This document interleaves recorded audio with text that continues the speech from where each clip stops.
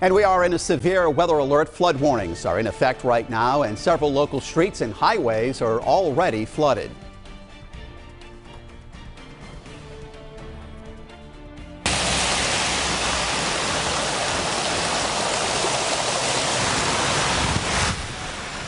And this is video now near Thurbers Avenue right now. As you can see, a sinkhole right here. Also Atwood Avenue in Cranston. A fire truck was making its way through the water. We're seeing sights like this everywhere. Streets just buckling because of the water.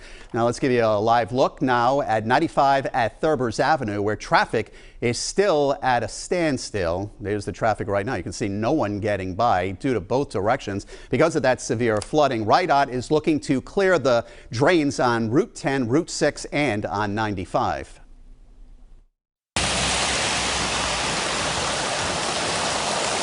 Atwood Avenue buckling right now because of all the water that has taken place. Up to 5 inches of rain so far in some areas just in the last several hours. We're in a severe weather alert. We have team coverage for you tonight. And before we get to Chief Meteorologist Tony Petrarca, let's show you some flooding now in Cranston, as we can see right here.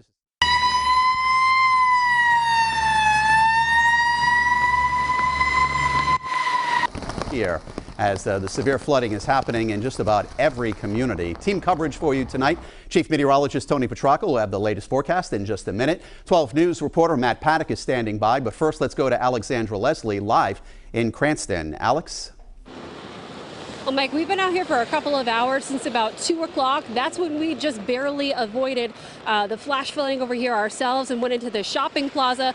I'll show you what we're looking at right now. It is significantly improved here at Atwood Ave and Randall Street. But take a look at what we saw earlier. Cars barely passing through this, even fire trucks having some difficulty at times, causing massive splashes of water. It even at times looked kind of like the shoreline, you know, seeing the waves kind of crash. You see that like the tide coming in here at points here.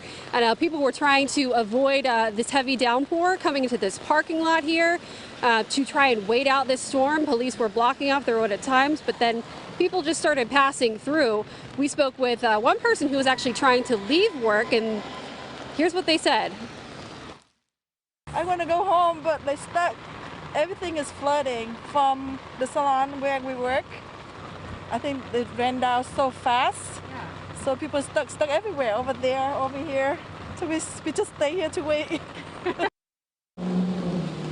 All right, so I am in here called the splash zone right now. Some cars, you know, in this right-hand lane of travel right now, they are passing through much easier than they did a couple of hours ago. But things have definitely improved. They're still not great. This is one of the areas you should be avoiding, in addition to places like Wilbur Ave, Fletcher Ave, Park and Reservoir, all of the usual spots in Cranston. And things, you know, seem to be improving here, but that is definitely not the case across the area. Let's go back to Chief Meteorologist Tony Petrarca with the latest. Tony? All right, thanks, Alex. It's very localized. It's a very narrow zone of heavy precipitation. Reports are coming in, no surprise here. Cranston at 5.6 inches of rain, nearly 6 inches of rain. Providence in the Elmwood section, just shy of 5 inches. College Hill in Providence, 3 1/4.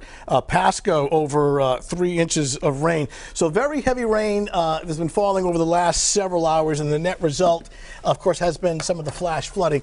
But the problem here is that the rain is what we call, in meteorology, it's a term we call training. So it's moving over the same area hour after hour. Notice the progression of this yellow and orange strip of downpours. It's not moving north, it's not moving south. It just keeps moving over the same area like a train track training. And the other concern here is that you see a newly area of some very heavy rain starting to blossom in southeastern Connecticut. I'm still somewhat concerned here that things will only get worse before it gets better, just for what we're seeing over the border in Connecticut. And this has to be passing through, more than likely, this is going to be shifting into Kent County as well, and then more additional rain falling in the Providence metro area and Cranston. Notice it's just, you know, hour after hour over the same spot right now. Situate, Providence, Route 95, the Thurbers Ave curve right in here, Route 10, all getting copious amounts of rain. Now the Doppler radar can estimate how much rain has fallen, and clearly it is this narrow zone where we have the flood warning and these little pixels of yellow Here we are near Thurbers Ave and on Route 95, right in here, this yellow area, out towards 295 and out towards Situate. This is Route 6 right in here, indicating 5 to 5.5 inches of rain, and there's more to follow across Connecticut. So it's this narrow green polygon right in here. It's a flash flood warning, and as expected, it has now been extended until 7:30 this evening.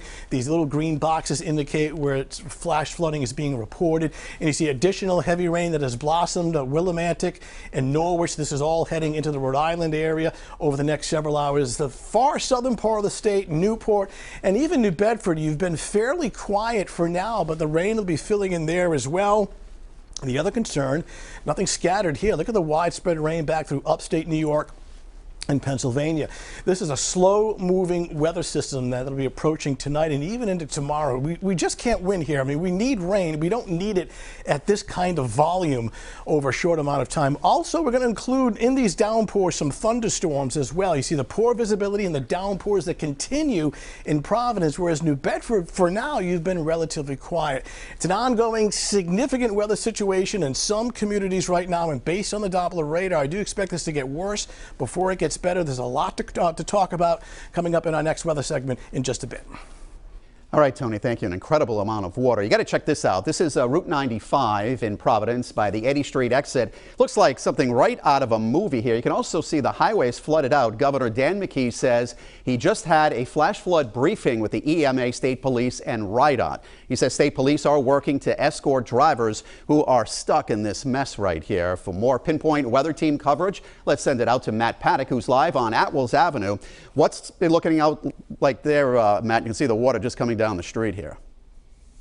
Yeah, Mike, that's exactly what I wanted to touch on here. I'm on the 700 block of Atwells Avenue, and you can see just how strong that rainwater is. It actually took out the front end of this vehicle, and what's right here to my left, this is a storm drain.